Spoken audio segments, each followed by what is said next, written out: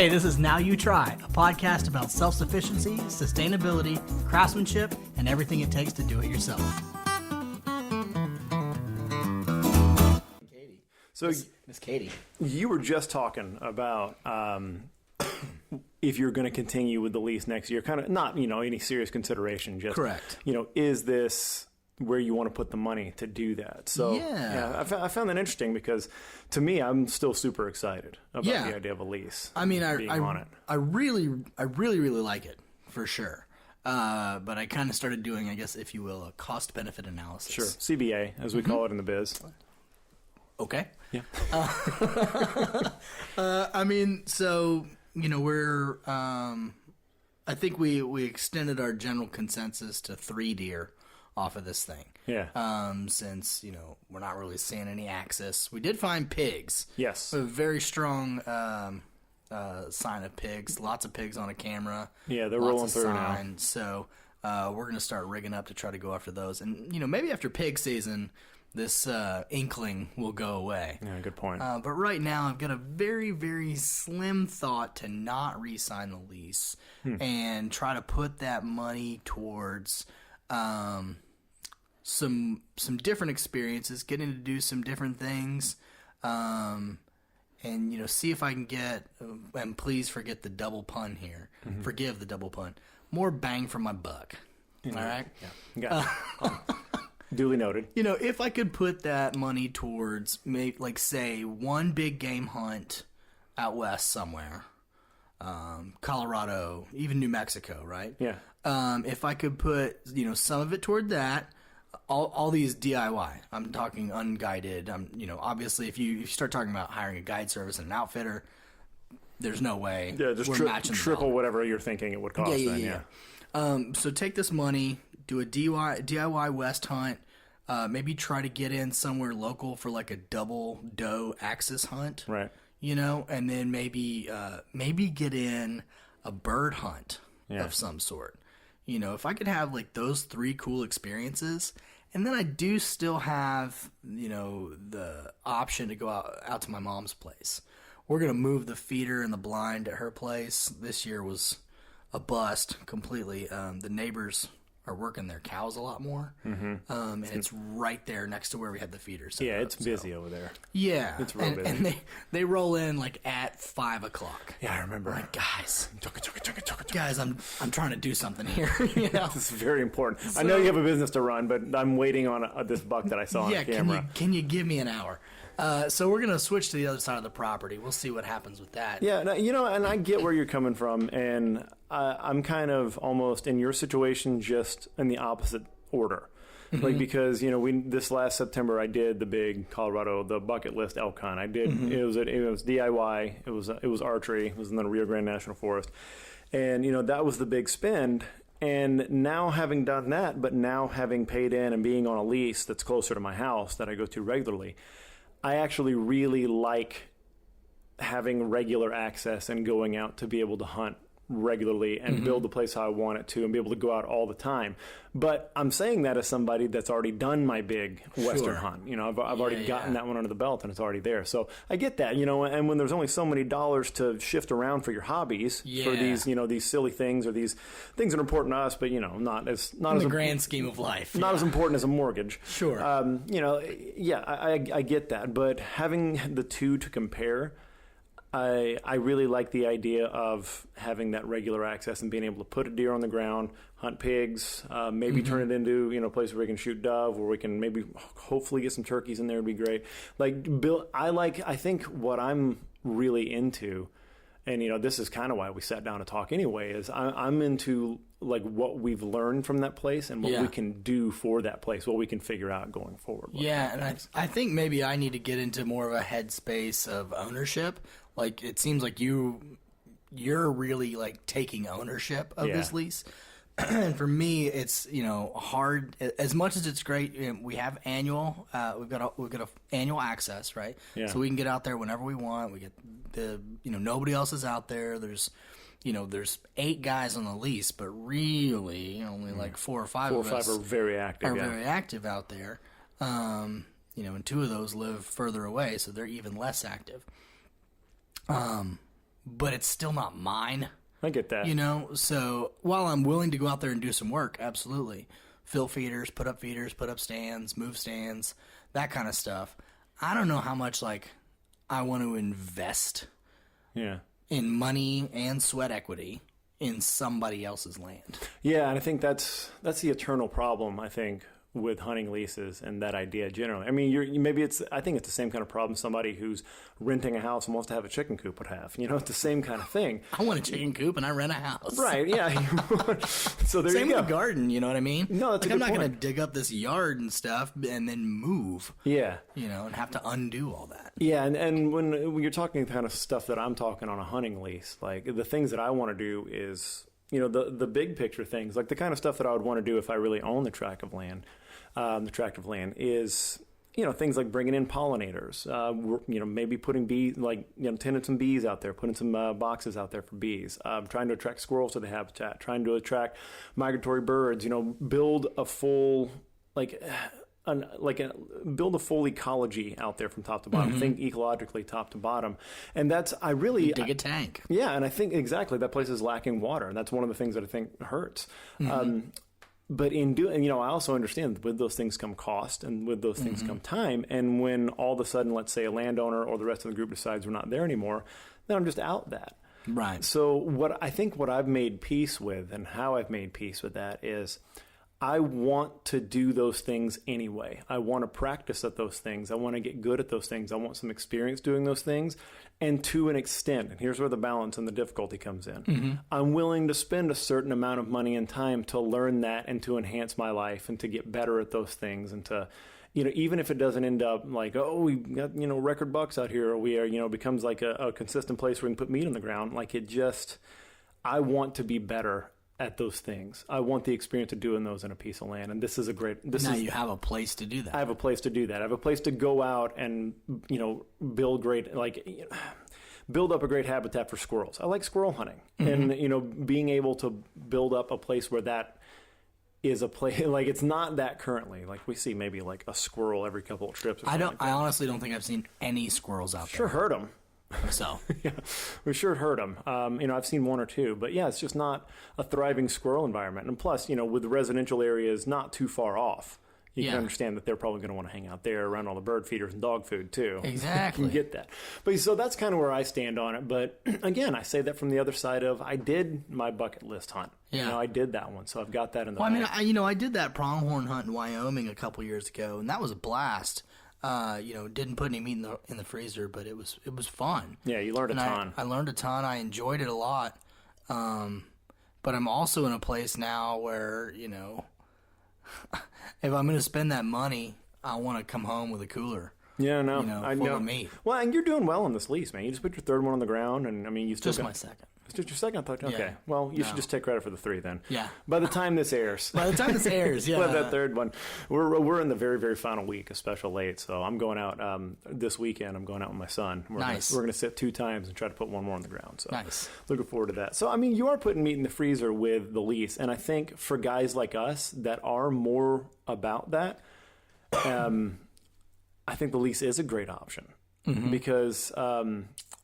And again, you know, I say this with the asterisk of I had my encounter with an elk and everything but if you are a meat hunter, this is a good way to get meat in the freezer because it's consistent. You can pattern, you can build it to how you can build it into your preference. You can filter things towards where you're going to put meat in the freezer. You're going to put things on the ground. Yeah. So I think that's why it's so appealing to me, is because I still haven't really gotten, throughout my hunting career, if you want to call it that, I haven't gotten struck with trophy fever or big buck fever. Sure. I just haven't. It hasn't, like a good full-bodied doe, a mature doe is just as exciting to me. Yeah. So that's what at least appeals to me. There's another small aspect of it. You know, we went in on this lease. 4 of us in the group are, pretty good buddies. Yeah. Right. And I think I expected deer camp every weekend. Yeah, I was secretly I was kind of hoping for it too. I think I knew in the back of my mind because of how many obligations we have that it was going to be tough, but I was hoping for it too. I was really hoping for a lot more of that. But we also signed up late. We signed up late, and people didn't have a lot of time to plan. Like before season started, they didn't get a lot of heads up for like, okay, this is the week it's going to happen. Yeah, but it's an hour from all of our houses. That's a good point. And we were only 3 weeks into bow season when we started. That's true. Really? I mean, yeah, it wasn't that terrible, but I mean, you've seen how things can be for me. It's like I got to know 4 months ahead of time, and then I can only confirm 15 days before. That's I mean, that's the way our life is. So I think part of my thought was, if I do these, like if I do 3 big planned hunts, then it's bring some buddies in on those hunts. Yeah, which brings down some of the cost, and I'm obligating camaraderie. I'm forcing you guys to be my friends. Exactly. No, and I can totally understand that. I mean, I would be in that group of friends that you were forcing along. Yeah. I'd be happy to be there. So maybe I just need to be more like, all right, guys, opening dove weekend. Yeah. Let's do it. Opening archery weekend. Let's do it. Right. Opening rifle season, and just really try to get everybody to put that stuff on their calendars. That's really the key. And I think, like you said, I know that we started this with it seemed like plenty of time, but just adult life, man. Busy adult life and people with jobs and kids and all the stuff that we have going on. Yeah. If you are talking about it in April, you have a much better chance than if you're talking about it in August. So, sure. Yeah, no, I get that too, and I was kind of hoping for a lot of the same. I was hoping for that same thing, and we've had a couple of chances out there. We recorded a podcast, and me and you out there. We've had a few guys out. It's been fun, but definitely more of that is what I'm looking for, and I think that's maybe my reason for wanting to continue to invest in it is to make it even more appealing and better for everybody, and make it a longer term thing for me. And I've learned a lot from it. Like I've learned a lot of lessons in just this one season. Yeah. Of being out there, how different it is being in a piece of land that you regularly work, that you're regularly working for deer. So, I think the biggest things that I learned is, as opposed to the other kind of hunting where I've always had to like take the opportunities that come to me, try to make the best of it, and there's a lot of chance involved, is that I've had to learn our particular environment. I've had to learn our, what's the best way to say this? I've had to learn to account for a lot of other factors in how good are my chances going to be that I would not have before. The phase of the moon, the weather, the temperature, learning about deer behavior. I think those are the lessons that really stuck out for me because I haven't had a consistent place to hunt whitetail for a long time. That was a big deal for me, is paying attention to the environment, the ecology of the area, like noticing how when one thing happens, another thing happens. Yeah, and it's nice to actually have that luxury, right? To say, point. You know what? It's a full moon this weekend. It's an hour from my house. Yeah, I got the time, but with a full moon, the deer are going to be out eating all night long. And then they may wake up in the middle of the day and get lazy. And probably not coming to the feeder at sunrise or sunset. Right. They're going to be out there at noon while I'm taking a nap. Maybe, yeah. No, and then that's the exact kind of stuff. And I think in terms of other lessons too is keeping the feeders full. Yeah, keeping the feeders full is a good one. And I always find myself, you find yourself wondering, like, people buy these gigantic monster feeders. You're like, what do you need to spend all that and have that gigantic feeder for? Oh, because I have one that holds 4 bags of corn, basically 4 40-pound bags, more or less. And I mean, I'm out there every 2 or 3 weeks having to refill that thing. And when you're setting the timer on a feeder, you're like, 2 seconds. That doesn't seem like very much time. Let's set it for 10. And I should probably have it going off like 4 times a day just to make sure, right?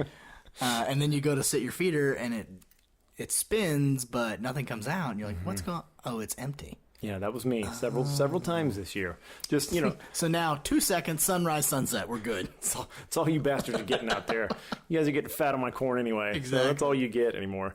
But yeah, paying attention to that stuff was a big deal for me. And really learning kind of the ebbs and flows, learning the rhythm of a piece of land. And when you're in the same place, like you get to know where certain birds are roosting. You get to know where certain sounds are coming from.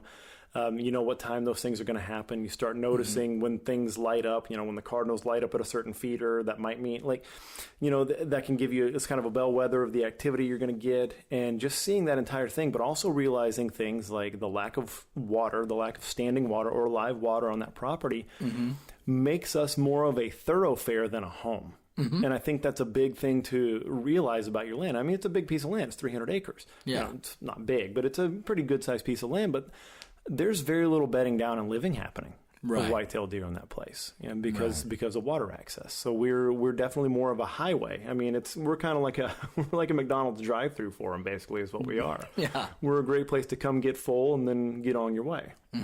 Yeah. So keep moving. I don't know what other stuff did you learn? Because you've had a little bit more experience with like a static place to hunt with your mom's place and everything. But what kind of things have you picked up this year that you think are useful to you, having been on a lease that you're really running and have a hand in? It's interesting because I've hunted, like my mom's place really is kind of a crapshoot, because her land, as we talked about, not super covered. It's a hay farm, yeah. Yeah, it's a hay farm. So, it's nice when the hay's not cut, but then they got to cut the hay to make money. So yeah, so that thing. Womp womp. I'm like, could you guys just like not cut the hay for like 2 weeks? Like one season. I'll give you a backstrap. Yeah. Make up for that revenue you lost. So that's kind of different, but I've also hunted really established leases. My buddy Jamie, he's hunted the same lease now. I think they're going on 5 or 6 years. He's invited me out there a bunch to shoot deer, and so that's been really nice. So really kind of seeing the difference between an established lease and kind of a newer lease. I mean, where we're hunting, there were hunters, recently, but our feeders are in different places, our stands are in different places, stuff like that. So, it was really interesting to see how quickly the deer came to those spots. I thought that was interesting. I've you're on all the forums and Facebook groups and stuff, and everybody's like, you put out corn, they'll find it. Right. And I'm like, well, but it probably takes some time, right? Well, I mean, we set out within a week or two. Within a week, and I remember counting, 9 deer sitting there at the feeder. So I thought that was really interesting. So I think I thought it was going to be pigs quicker than it was like good-looking deer. Yeah. I thought we were going to be dealing with pigs just right out the gate. I thought because of the part of Texas we're in, I thought like, oh yeah, we're going to be seeing those when we're putting corn all over the ground, and there's a modicum of safety and cover. Like they're going to be all over. But it took till pretty late in the season to really start seeing some real activity out there. What was that one camera? It was like Christmas or New Year's. Yep, that was that little one, that little feeder in the back, the one that keeps running out. That was the first one we saw. Yeah, and then another week or two later is when that feeder in the middle just got lit up. Yeah. So that's exciting. I'm excited to shift my focus in a couple days. Yeah, we're talking about putting out, and this is kind of cool. This is the kind of stuff that like I like to do, and I enjoy being able to do on a lease. Is we're like, well, where should we put a feeder with a pen around it, or where should we put a hog trap, or I've been reading into hog pipes. Have you checked those out at all? No. So you get like a 6-inch piece of PVC pipe, and you put caps on either end, and you drill just like 2 or 3 holes in it, big enough for corn to come out. You fill this pipe with corn, and you secure the pipe to a chain that's attached to a T-post. And then you dump a bunch of corn around it, right? Mm-hmm. So the pigs will come, and they'll start to eat all the corn around it, and they'll notice when they knock the pipe that it knocks out corn. Huh. And so they'll just knock that pipe around for like an hour, just trying to get the corn out of it. Huh. And it keeps them there. So, if you have like 20 pigs, they're going to roll up and eat your 2 seconds of corn from your feeder and then zoom. In 2 seconds, and they're gone. They're moving on. Let's get some more food. But if they have a source that they can get the food out as long as they keep working it, they'll stay there and work it. It's like one of those little Kong toys for dogs where you stick the treat in and inside you keep the dog entertained. It's like that. Huh. Yeah, except you have to build it so that a 200-pound animal won't. With tusks. Destroy it. Yeah. So, stuff like that is cool. And, reading about different kinds of lights and motion sensor lights. And, does it have to be a green light? A lot of people say they have white lights. The red and green debate. And, these guys I was reading about, they say they all have white lights on their stuff. And they say the animals don't care. Don't care. Yeah, they don't care. Are you telling me that people may be trying to sell us red and green lights just because? I don't know. Way, not in the hunting industry. Does the case for my motion sensor light need to be camouflage? God, with the camo everything. Yeah. Oh, God. It's like, guys, if it's all camo, what happens if I drop it? Right? I got those hot hands this season, and they have camo hot hands. If you drop a little tiny, 1 inch by 3 inch hot hand packet on the ground and it's camouflage, it's gone. You gotta run your hand over the grass and feel for the warmth. You just gotta run. Feel it radiating. One spot. Yeah. Use your thermal goggles, which I'm sure you have. Yeah. Sure. But yeah, I'm excited to get into that stuff. Get into the pigs will be a new experience for me for sure. Yeah. I've been out to my neighbor's place and shot a pig, and that was cool. Yeah. And then now I've got these spy point cell cameras. Yeah, and so I can just check the app. Check the pig channel. Yeah, and just put on. We run a Slack channel for our hunting lease. Hey guys, you guys are gonna be down there. Check it out. It's pretty. We're pretty technologically advanced. We are, and we're leveraging technology. Hey everybody, there's a pig at the trap. I mean, I'm looking forward to building a trap too. Like we've got plans already, and we're gonna talk more about that. We're gonna write about that on NowYouTry.com too. We're gonna talk more about our approach to that. But that's one thing I'm excited about too, because with being that close to the house, you can get that notification on the spy point you camera. You check the camera and you go, okay, there's a pig there. Takes me an hour to get there. Yeah. I'm going to put down the pig and clean the pig. That's about an hour and a half after you dump all the guts and all that kind of stuff, right? And I was just going to drop it at your house. Is that not what we're doing? An hour back, 3.5 hours, I got a pig, ready to go. Yeah. I got a freezer full. And you know what? I can hear, hunters listening to this saying like, come on, are we really hunting anymore doing that? I get that. But we did say early on, or for me anyway, a big part of this lease is getting meat. Yeah. This is a way for me to get more ethical meat than what I'm getting at the store. You can go back and listen to many podcasts. We've talked about that. Yeah. And while, this isn't the grand adventure kind of hunting, and I'm not out there spearing to myself in the woods in a loincloth, I'm still taking an animal that is way overpopulated. I'm reducing its numbers. I'm at least trying to help local agriculture by doing that. But I'm getting meat. I'm not looking to hunt pigs for an adventure. I'm not. No. I'm sorry. I know that's kind of kills the romance. I know a lot of times when you're talking about hunting on a podcast. I'm not going to trudge through the brush and try to spot stalk a pig. Yeah. I don't have time for that. Right. God bless you if you do. Congratulations. Yeah. I don't have time for that. If this were all I was doing, I'd be all right. Maybe I'll grab a sharp stick. Yeah, and by the same token, that's why we got feeders on the property for deer. Yeah. You can spot stalk a deer if you've got years of experience and all the right equipment and the right topography to be able to do that. I don't have any of that. Yeah, 0 for 3. Yeah. Yeah, so I'm going to hunt feeders. I'm going to set traps for pigs. All right, so now I've talked a lot about, my hippy-dippy plans for the lease and the kind of stuff I want to do out there to, flowers and butterflies, literally. Literally. And another thing is, my buddy Dominic down in San Antonio, he's a listener to the podcast, and they recently just did a huge compost bin. He's got a farm out there. He calls it, they raise chickens out there. He calls it Huevos Ranchero. Nice. So shout out to Dom, but he just built a huge composter. Okay. And I think that'd be a cool use for, some of our organic trash down there, some of the other stuff when we're clearing, things like that, is instead of just throw it and burn it, actually build a big composter out there. Because then if you're off the lease, okay, well, I lost, maybe $80 worth of wood and a bunch of compost, or you can bag it and use it. Yeah. And that's a place where, I can't do I can't do a 12-foot wide composter in my backyard. Right. For one, the smell would probably be amazingly terrible. But having that on my lease, your HOA wouldn't be too. they wouldn't be thrilled. Most of my neighbors wouldn't be. I could hide it from the HOA, I think. But I think there's a certain point. But yeah, like I want to use the space for things like that. I want to be able to put bees somewhere, and then eventually, if we do it right and we get lucky, we start getting honey from that, and that's just more things that we're buying less and doing more. Yeah. And that's the space to do those sort of projects. And that's what excites me. Do you have anything non-hunting like that? Anything that's, for the land that you've kind of like pie in the sky, things that you've thought about you want to do out there? I thought it might be interesting to plant a garden out there. I agree. I totally agree with that. And it doesn't, you don't even really have to really like build a box and all that kind of stuff. I think you could just till up some dirt. Yeah.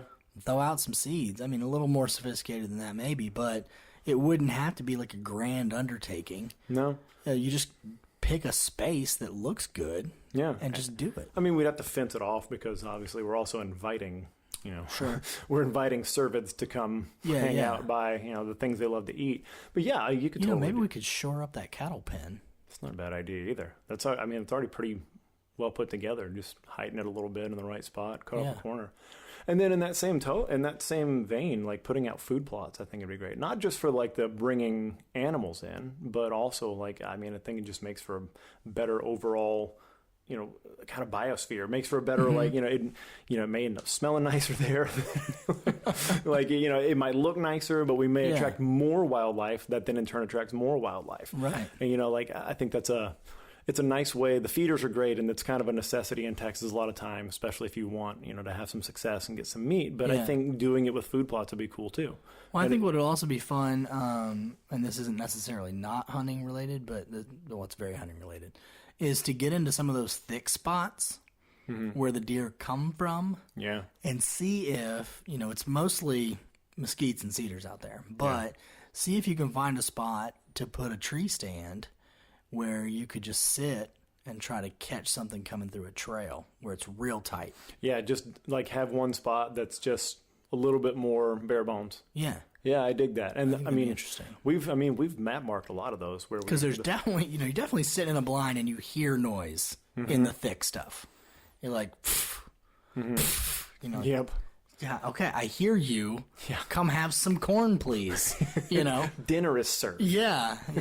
And so it'd be fun to see, because part of the whole thing about hunting is trying to trick them. Yeah, absolutely. Yeah, and we're doing a little bit of that, but we are tilting the odds in our favor with a feeder, for sure. No denying that. But I like that, actually. Like, find one of those older oaks out there, find something where you can set up a stand, you could...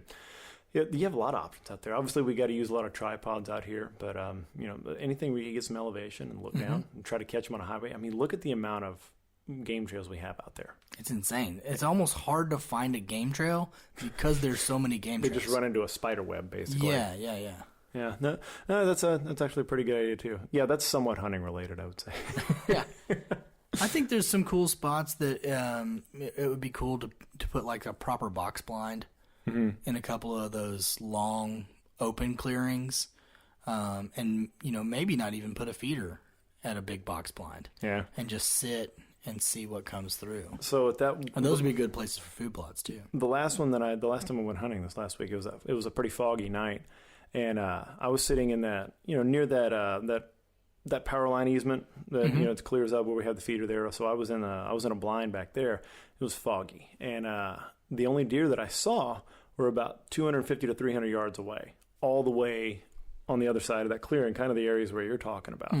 And it was just foggy enough to where I just didn't feel cool about a shot. That they weren't coming to the feeder. They were maybe coming from somewhere else to somewhere. They were just taking a highway and going there. So it just kind of shows you just what you're saying, that if the environment's right and it's a place where they want to be, they're going to travel there. They're not just going to come eat corn and leave. And, I really saw that. Now, what reminded me of that was it got so foggy, a deeper fog blew in as it got dark. And this is a lease that I've been out on a dozen times or more now.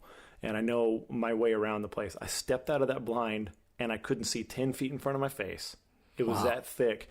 And I'm standing there like, Well, I mean, I know which way to go. It's fine. So I turn on my headlamp, and it just reflects right back at you. Yeah, now you can see 4 feet in front Yeah, of your like, face. oh, yeah, and that's just really white. But in the surrounding woods, I mean, there was just a party. Yeah. Because I could hear everything staying back in the thick stuff. I'm sure it was pigs, too, because we've had to deal with that a little bit, too, like at that particular area. Right. And I'm sure that I could just hear things tromping around. I hear things moving in there. And I think a lot of every organism out there was having the same things. Like, I can't see anything. Like, I'm just going to stomp around in a circle, I guess. But, so I resisted the urge to pull out the map. And I just said, you know where to go. You idiot. Just walk that direction until you see like the reflectors of your truck. So you see the headlights, reflecting your light back. But that was pretty intense. But yeah, it goes to show that there's a lot going on all across that piece of land that is not just, it's very easy to focus on like feeder blind. Yeah. But we can develop that into a pretty cool place unless we decide we don't want to. Then right. Start over from square one. Yeah, it's going to be hard to find a place that close, though. That is golden, man. So killer. That is golden. That's a really good thing. Well, are you working on anything at home?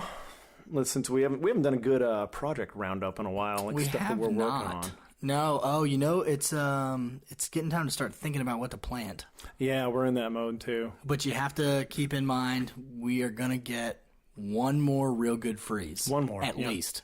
And it'll probably be Easter weekend. Probably, yes. Once you got everything, like, all right, we start seeing we things. We got a long weekend. Let's get out here. Yeah. Oh, man. Womp, womp. It's all dead. Yeah, the good thing is with Texas, this phrase gets misused a lot, but we don't really have that many hard freezes. Right. Like, we don't drop down fast and very, very low. Like, we don't get, we have not had a hard freeze this year. Yeah, so we do have freezes, but we don't have hard freezes. And as long as you're planting stuff that can withstand a little bit or one hard freeze, or like we...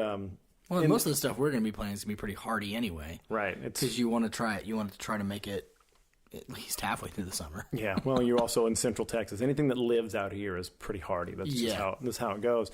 But, in the plans for we did the DIY jumbo raised bed article on NowYouTry.com. One of the things added in for that was some PVC... the hoops. Yeah, the PVC like catches on the side. There's basically like slots where you're mounting PVC to the insides, and then you can take, a flexible piece of metal, or you can create a hoop over the top, and then just lay a tarp over the top to do that, and it creates a really nice greenhouse. We did that the last time we had a freeze, and it worked out great. Like, cool. You reach inside, like, and you would notice like it felt like it felt indoors. Like it maintains the heat of the day so well. Like it was very cool. So I think we're doing the same thing. And the next thing on my plate is before the weather gets terrible, is to build some trellises, because we're doing a lot of vining plants. We're gonna like beans, squash, all that kind of stuff. We're gonna do like a lot of different cucumbers. We're gonna do a lot of vining plants, and I want to create more room for it to have fun and do its thing. So maybe get a little bit more yield out of it. I got to rework my system. Like I mentioned, I rent, so I'm not going to dig a giant garden or build a huge raised bed. But I've got these really big, like half barrel, they look like half wine barrel planters. They did pretty good last year with some peppers and some tomatoes, but I think I need to relocate them for more sun so they live a little longer. You could do a little 4x4 bed that's like a collapsible. They have like the cedar kits, or they have like even the little plastic, the PVC kits you can do, like where you can pop up a little 4x4 garden. And, you could do a little square foot thing there too if you wanted, without feeling like you have to do a giant project. If you just want to knock that out. Sure, yeah. Just put one of those in my backyard. After we as soon as I hit the power button here. Yeah, just we'll get onto that. Point me to your cordless drill. Oh, I am also. I'm doing my own Euro mount. Oh, yeah, that's right. And the way you're doing it is just right up my alley. I love it. It's so good. It's so I shot an okay buck, and I was telling my neighbor about it, and he was it was like the second or third best buck out there. I can't remember who. You know what? It escapes me who got the biggest one. But anyway. Well, I mean, after we figure that out, we should do like a total deer in your life tally. That seems petty, Luke. Or even how many deer you have in your freezer right now. We could do that also. I mean, I don't think we need to do that kind of petty stuff. We're not, you know. So we don't worry about it. No, I mean, Let's do the one. That so my neighbor tells me this way to do the Euro mount. A lot of people boil them out, right? And they'll do this buddy of mine, he did OxyClean is the new deal. I've heard that. There's all these dish soap and bleach and all kinds of stuff. Well, he said just water and OxyClean and just boil it. So I'm trying to do it a little different. I'm trying to do it with bugs, right? And I didn't. Nice. You can order the beetles and stuff online and stuff to do that. But my neighbor told me, and we'll find out here in a while. He said, take the deer. He said cover the antlers with a bag so they don't sun bleach because it's gonna be outside. Put it in a bucket. I've got mine in like a tote tub. Yeah. Cover it in wet leaves. Huh. That's it. And then the bugs, beetles, everything. Bugs and everything will find it, and they'll get in there and they'll get to work. Now, I'm about due. I was supposed to pressure wash it the first time. I didn't because I'm lazy. I just skinned it and took as much meat off as I could. But I'm about due to pull it out, take it and pressure wash it, and then put it back. Okay. And you just leave it there until it's where you want it to be. Did you hook the brain out, or are you just letting the bugs take care of that? I'm just letting the bugs take care of all of it. That's the golden ticket for me, is not having to get the brain out of there. So, when I worked at this restaurant where we got a sheep's head, an actual sheep's head, not the fish. Not the fish. Head. Yeah. Right. You saw my joke coming down. Yeah. I was like, congratulations, man. Well, quick side story. I was eating in a restaurant in New Orleans and with a bunch of buddies, and they brought us some sheep's head fritters. And we're eating them, and they're delicious. And the guy sitting next to me turns and goes, who'd imagine that a sheep's face would taste like this? Yeah. Well, the sheep's head is actually pretty good. This one's a fish. Right. So hence the fishy taste. The fishy taste. Yeah. Anyway, he learned something that day. He did. We had an actual sheep's head at this restaurant. We got all the meat off of it and everything, and I was like, I'm gonna bleach this skull and we're gonna hang it up in this kitchen. And it took me forever to get those brains out of that skull. Yeah. And I boiled that thing. I don't know how. I wasn't going to boil it with like chemicals and stuff because we were in a professional kitchen. So I was literally just boiling it. And it took forever. You're just softening it a little bit at a time. Pretty much. Doing. God. Yeah, the getting the brains out. That's, I eventually got it, though. You got the sheep's head? Yeah. Nice. The skull, and we hung it up in the kitchen. Nice. It's fantastic. So how do you resist the opportunity when you've got that thing working back there to just pull it up and look every day? Because I don't like icky, creepy, crawly stuff. Oh, you got that going for you. Yeah. So that's not a problem for me at all. And you didn't tell your son about it because he would probably go back there and pull it up and look at it. Correct. And lick it. Well, I put it in the part of the yard where nobody ever goes, and the children have been instructed that if they do get close to the gray tub, to not look in it or touch anything around it. Well, that's like the number one way to get them to look at it and touch it. Well, luckily the weather's not been like super outsidey. That's true. So that hasn't been an issue yet. Oh, I can't wait, dude. My next big upcoming project, now that we're getting a little warmer, is I'm going to pull that cape out of the freezer, and I'm going to get that cured.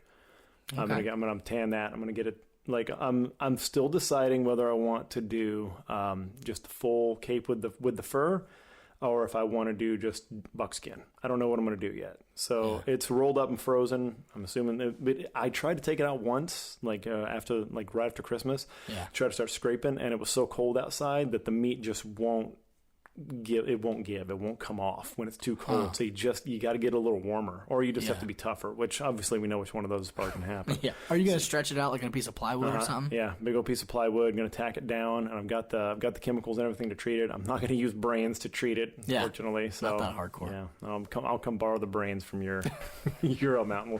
No, so that's my next big project. I am totally okay with failing miserably at that. Yeah, because I think I need to be ready for the fact that it might, because I haven't done everything textbook. If it doesn't work, cut a bunch of the hair off and save that to tie some flies. Yeah, you mentioned that before, and I kind of want to. That's the next big thing. Is you and I are. This is a whole nother episode. Sorry, we're texting. Is the getting ready to fish once deer season's over. Yeah. We'll continue hunting out there, but I'm gonna have to take you down to the creek with my neighbor Mike. Yeah, so you actually posted some stuff with him on the Now You Try Instagram, and it was you guys had a really good time down there. Dude, we went down there and we fished for a couple hours, but really the first 30, 45 minutes, he gave me just a couple of tips, and I was ripping fish out. You ordered on the fly rod. Yeah. That's awesome, dude. Yeah, he ties too, so I told him he's going to have to show me how to do that. Also, since I lost one of his flies at the bottom of the creek, I owe him one. You owe him one. That's how it works. I mean, he would have never lost a fly had it not been for you. Never, ever. Yeah. Cool, man. We're going to have him on. Yeah. I think that'd be really good. He's just somebody we need to have in the room. Anytime we talk about fishing, he'd be like, well, actually, you morons. Yeah. Oh, yeah. Thanks for listening to the Now You Try podcast. Check out content related to this episode and all other episodes, or contact us with questions at nowyouTry.com.